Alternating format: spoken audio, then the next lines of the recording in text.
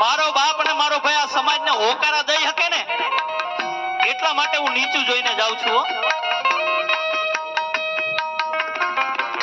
એટલે મારી બેનો અવરું પગલું ભરો ને એ પેલા 17 વાર વિચાર કરજો કે તમે તમારા મા બાપ ઉપર એકવાર ભરોસો કરી લેવો ને, તમે નહીં ધાર્યું હોય ને એવું કરીને બતાવશે હો.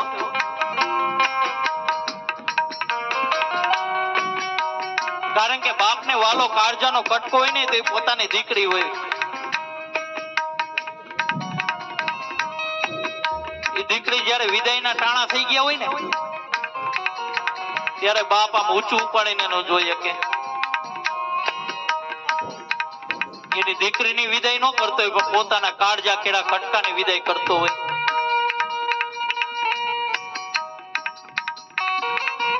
અરે દીકરો બાપને ફરિયાદ કરે ને તો બાપ કોને ફરિયાદ કરવા જાય?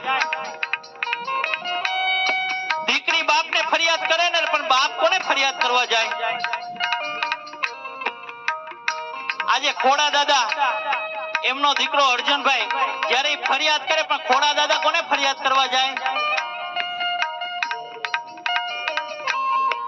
દીકરી ભાવનાબેન ઈ બાપને ફરિયાદ કરે પણ બાપ કોને ફરિયાદ કરવા જાય?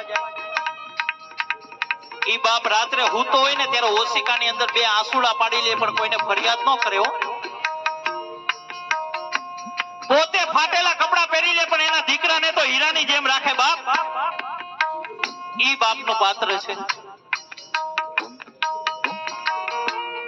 દીકરીના વિદાયના ટાણા થઈ ગયા હોય ને, દીકરી પિયરમાં હોય ત્યારે માં ટક ટક કરે કે તારે કાલ સવારે સાસરે જવાનું છે, કંઈક કામ શીખ. અને સાસરે જાય ને તો સાસુમાં અને માતાઓ સાસુ જો મેણા ન મારે તો હાહુ ન કહેવાય હો. સાસુમાં જો મેણા ન મારે ને તો એને સાસુ ન કહેવાય બાપ.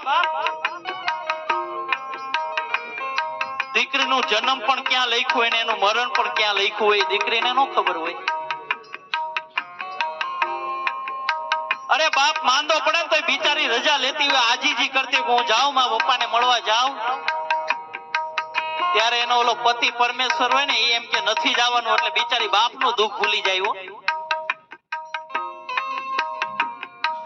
અરે દીકરી વિદાય થાય ને ત્યાં પૂછવાનો એને બાપ ઉપર હક વયો જાય. એ પૂછી પૂછીને ડગલા ભરતી હોય. 4 ફેરા ફરી જઈને વિદાયના તાણા આવી જાય ને પછી સામે પિયુને પૂછે કે મારા બાપને મારે છેલ્લી વાર મળવું છે, હું જાઉં? થોડીક ઉબલાર્યો તો માંગો દાદા પાસે શીખ રે.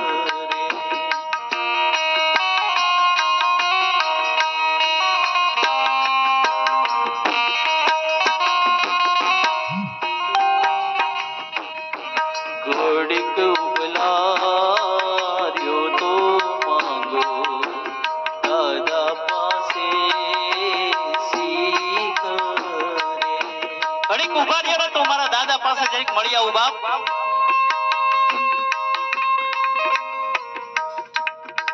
નો ઉભો રહેવા દે. હવે કેવી શીખ રે લાડી, હવે કેવા કોડ રે.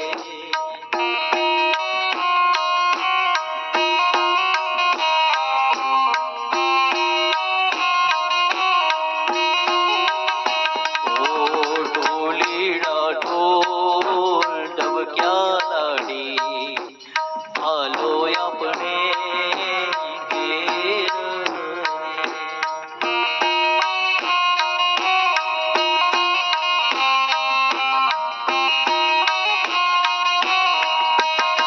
કોણ કહે છે દીકરી સાપનો ભારો છે? કોણ કહે છે દીકરી સાપનો ભારો છે? અરે મારા કવિ કહે છે કે દીકરી છે ને એ તો તુલસીનો ક્યારો છે બાપ.